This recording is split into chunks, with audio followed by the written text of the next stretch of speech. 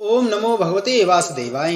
नमस्कार दोस्तों, आज की कथा में हम आपको श्रवण कराएंगे कार्तिक मास महात्म के 19वें अध्याय की कथा। राजा पृथु बोले, ब्राह्मण, आपने तुलसी का महात्म और व्रत का वर्णन किया, सो मैंने सुना। ये कार्तिक का व्रत पहले किसने, कब और कैसे किया, सो वर्णन करो। नारद जी बोले, सयाजत पर करवीरपुर में धर्मदत्त नाम का विद्वान ब्राह्मण रहता था। वह सदा विष्णु व्रत पूजन, द्वादशाक्षर मंत्र का जप करना और अतिथि सत्कार में लगा रहता था। एक समय कार्तिक मास में एक पहर रात्रि रहने पर भगवान के मंदिर में गया। भगवान के लिए पूजन सामग्री सहित उस ब्राह्मण ने एक भयंकर लाल नेत्रों वाली राक्षसी देखी, जिसकी दाढ़ टेढ़ी है, जीभ चल रही है, लंबे लंबे दांत हैं, लंबे होठ हैं, नंगी है, वह मांस सूखा हुआ है और घर घर शब्द करती है। उसे देख वह ब्राह्मण भयभीत होकर कांपने लगा और उसने पूजा का थाल व सामग्री तथा जल उस राक्षसी को मारा।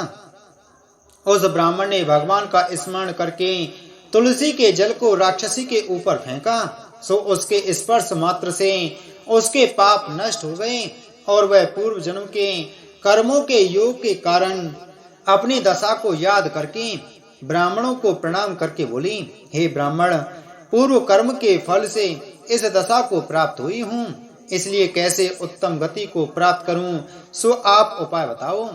नारद बोले, कलहा नामक राक्षसी अपने कर्म को कहती गई। तब अति विस्मय हो धर्मदत्त ब्राह्मण बोला, हे कलहा, पूर्व जन्म में किस कर्म से यह तेरी दशा हुई है, कैसा तेरा चरित्र था, यह मुझसे कहे। कलहा बोली, हे महाराज, सौराष्ट्र में एक भिक्षुक नामक ब्राह्मण था। उसकी स्त्री कलहा नामक अति निष्ठुर भाव वाली मैं थी। मैंने कभी अपने स्वामी की सेवा नहीं की और न मीठे वचन बोली।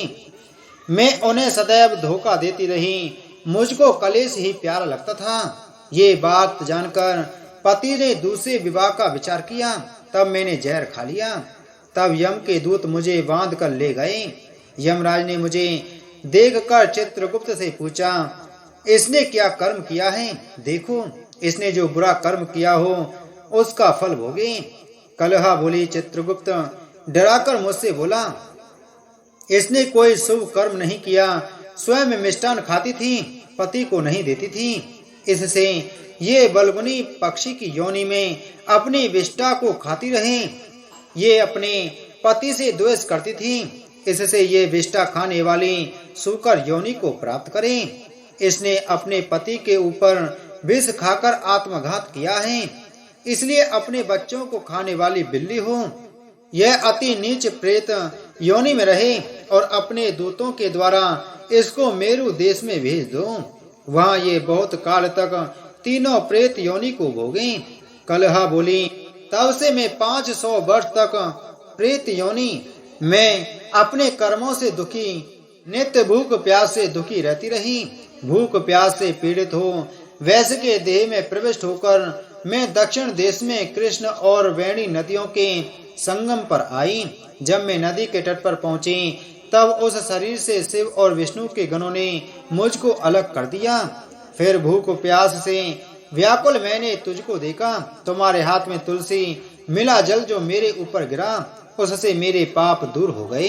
हे ब्राह्मण, ऐसी कृपा करो जिससे आने वाली 3 प्रेत योनियों से मुक्त हो जाऊं और मोक्ष को पाऊं।